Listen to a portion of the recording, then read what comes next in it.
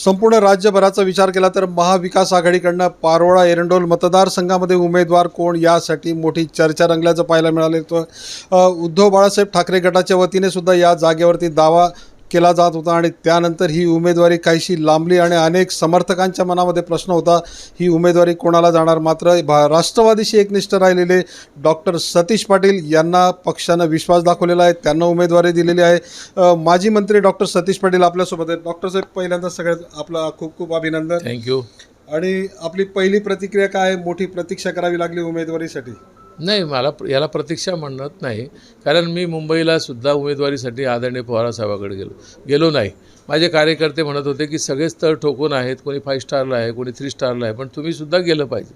मी सांगितलं की माझी 30-35 वर्षाची जी भूमिका आहे त्या भूमिकेत मला जे शक्य आहे ते काम करण्याचा प्रयत्न मी केला, संघटन वाढवायचा प्रयत्न केला. आदरणीय पवारसाहेबांचं नेतृत्व हे माझ्या शेवटच्या श्वासापर्यंत राहिले, मी नेहमीच सांगत होतो. आणि म्हणून मला विश्वास होता की साहेब मला न्याय देतील. आणि शेवटी 3 पक्षाच्या आघाडी असल्यामुळे काही लोकांची मागणी होती, पण मला वाटतं सगळ्याच पक्षानं योग्य भूमिका घेतली. आमची चाळीसगावची जागा तर आमची होती आणि अखेर तडजोडीमध्ये पवारसाहेबांनी ती जागा उभाटाला दिली. अंमळनेरची जागा आमची असताना देखील ती काँग्रेसला सोडली, त्यामुळे कुठे चोपड्याची जागा देखील आमची होती. त्यामुळे काही जागांची तडजोड करण्यासाठी पवारसाहेबांनी सांगितलं होतं की माझ्या 2 जागा मी सोडणार नाही, त्यात एक एरंडोल पारोळा आणि दुसरी जळगाव ग्रामीण. त्याप्रमाणे ठरल्याप्रमाणे माझी उमेदवारी इथे झाली. जळगाव ग्रामीणमध्ये गुलाबराव देवकर यांना दिली गेली. त्यामुळे निष्ठेचा हा प्रश्न आहे, जी निष्ठा जीवनात बाळगतो. आजही माझे सारे कार्यकर्ते आपल्याला पाहायला मिळतील की 5 वर्षात चिमणराव पाटलांनी एवढे प्रयत्न केले,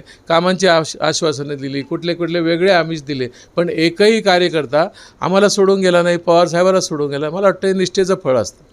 अण्णासाहेब, या मतदारसंघाने एक वेगळं वैशिष्ट्य जपल्याचं आपल्याला पाहायला मिळते. प्रत्येक 5 वर्षांनी आमदार बदललेला आहे. कधी सतीश पाटील तर कधी चिमणाबा पाटील राहिले. यावेळेला अमोल पाटलांना उमेदवारी दिलेली आणि नंबर तुमचा येतोय विजयाचा.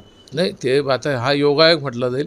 95-96ला मी निवडून आलो, 99ला चिमणराव पाटील निवडून आले, 2004ला मी निवडून आलो, 9ला ते निवडून आले, 14ला मी निवडून आलो, 19ला ते निवडून आले. आता आलटी जरी म्हटली तरी माझाच नंबर लागतो. पण मला वाटतं मला माझे पारंपरिक जे स्पर्धक होते चिमणराव पाटील ते हवे होते, कारण शेवटची लढाई त्यांची पण होती आणि माझी पण आहे. त्यामुळे मला वाटतं शेवटची कुस्ती मला त्यांच्याशीच खेळायची होती. पण ठीक आहे, ते बाजूला गेले. मुलगा तरुण तडफदार आहे, खूप भारदस्त माणूस आहे, त्याच्याशी मला लढावं लागेल. पण मला वाटतं त्यांच्या भारदस्तपेक्षा त्यांच्याजवळ असलेला खोका आणि पैसा याच्या विरोधातली माझी लढाई राहणार आहे. तुम्ही आता उल्लेख केला की शेवटची कुस्ती असणार आहे. पुढचं नियोजन काय या?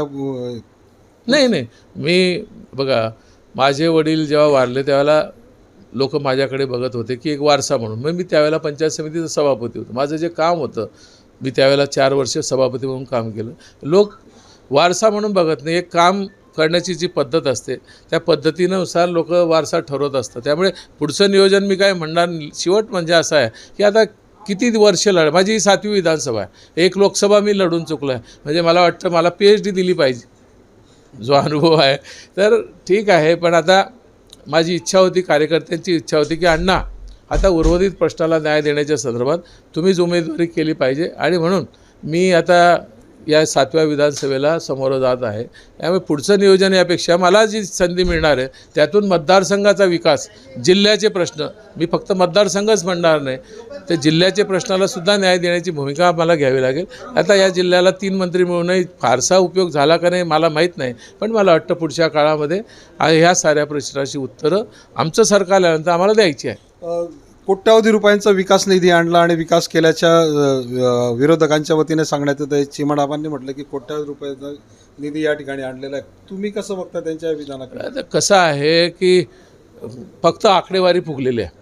आता शिंदे साहेबांनी या आमदारांना खुश करण्यासाठी फक्त यांनी मागावं त्यांनी द्यावं, पण त्या पैशातनं किती विकास झाला जर आपण पाहाल की जळगावकडून शहराकडे घुसणारं एक काय म्हणतात त्याला, आय लव्ह यू म्हणून एक स्टॅच्यू आहे, आय लव्ह यू पारोळा म्हणून स्टॅच्यू केलेला आहे. मी माहिती घेतली की त्याला जवळजवळ 20 लाख रुपये खर्च आहे. तुम्ही जर तिथे तुमचं चॅनलच्या माध्यमातून गेलं तर तुम्हाला लक्षात येईल की 50,000 सुद्धा त्याला खर्च झाला. मला वाटतं याला जर विकास ते म्हणतात स्वतःचा विकास केला. चिमणराव पाटलांनी किंवा त्याच्या मुलानं ही मक्तेदारीच्या माध्यमातून मात्र टक्केवारीतनं खूप पैसा कमावला एवढं मात्र नक्की. 5 पिढ्या पुढच्या खातील एवढा पैसा त्यांनी कमवलेला आहे. अण्णासाहेब, यावेळेला या मतदारसंघात अनेक उमेदवार इच्छुक असल्याचं पाहायला मिळतंय, महायुतीमध्ये बंडखोरी झाल्याचं पाहायला मिळतं. याचा सगळ्याचा फायदा कोणाला होईल?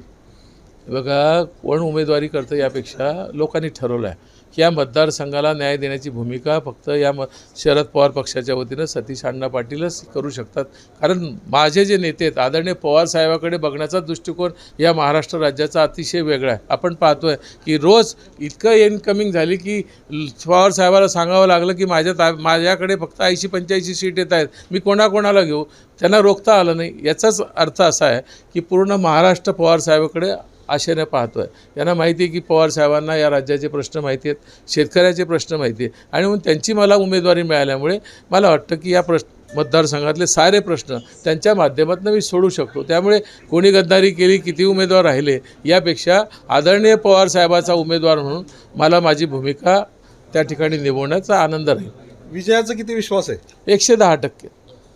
तर हे होते डॉक्टर सतीश पाटील. त्यांनी असं म्हटलेलं आहे की आपण केलेली विकास कामे आणि त्यानंतर जनतेचा जो काही विश्वास आहे त्या पार्श्वभूमीवरती आपला विजय नक्की होईल असा विश्वास त्यांनी व्यक्त केलेला आहे. चंद्रशेखर नेवे, एबीपी माझा, जळगाव. एबीपी माझा, उघडा डोळे बघा नीट.